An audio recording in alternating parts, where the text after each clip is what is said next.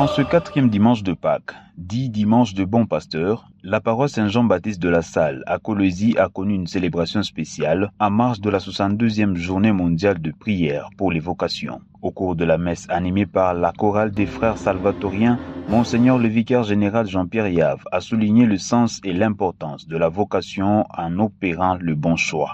Jésus, bon pasteur, donne l'impression de mettre beaucoup de temps pour répondre à nos problèmes, pour nous sortir de nos problèmes et de nos difficultés. Ces pasteurs-là de notre temps ne font pas longtemps pour donner des solutions. C'est des réalités que nous côtoyons chaque jour et des réalités qui peuvent piéger certains parmi nous parce que de ce côté-là, ça va vite, de ce côté-là, ça ne traîne pas. Alors que de l'autre côté, Jésus, bon pasteur, bon berger, on a l'impression que ça traîne.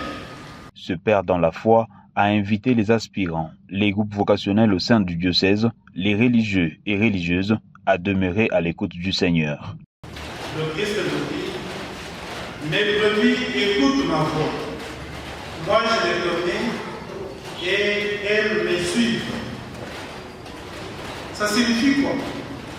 Ça signifie que la brebis que nous sommes doit apprendre à tendre l'oreille, doit apprendre à prêter l'oreille, à disposer l'oreille dans la bonne direction. Et cela ne se fait pas par coup de baguette magique. Il y a un effort à fournir.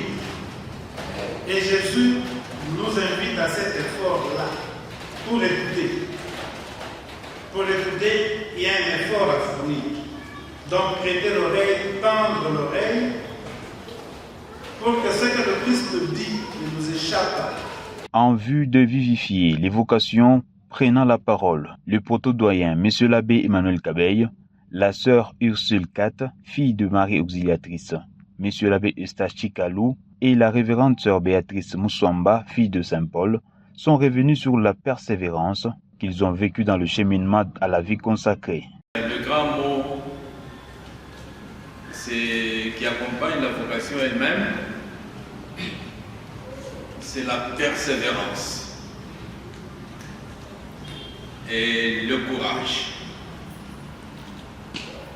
Persévérer. Et je vous demande à vous, parce qu'il y en a quand je dis autant d'années, ils ont dit la persévérance. Vous y arriverez aussi. Mon papa était coordinateur de la paroisse, il donnait la catéchèse à la maison. Moi je dirais, c'était mon accompagnateur dans la maison, mon père. La vie chrétienne, si nous l'avons vraiment reçue dans la maison avec foi, avec force, sans vraiment jouer, ça va nous accompagner partout. Et on a commencé le grand séminaire 7 ans après, 3 ans de philosophie et 4 ans de théologie. Ce qui m'a marqué au grand séminaire, c'est que en philosophie, c'était très dur. Les études étaient un peu compliquées. Il fallait avoir la mémoire et il y avait trop de menaces. On a étudié un peu sous pression. Vraiment trop de poursuites. Mais malgré tout, on a terminé. J'ai bénéficié de vraiment un bon encadrement vocationnel. Dans la paroisse où je me trouvais, donc dans ma paroisse à l'Icastie, et la paroisse Saint-Charles-de-Luanga, c'était une paroisse qui a donné beaucoup de vocations. On était bien encadré par le père, le missionnaire d'Afrique, et au niveau de la paroisse, aussi au niveau des doyens. La vocation est un don précieux que Dieu sème dans les cœurs, un appel à sortir de soi-même pour s'engager sur un chemin d'amour et de service.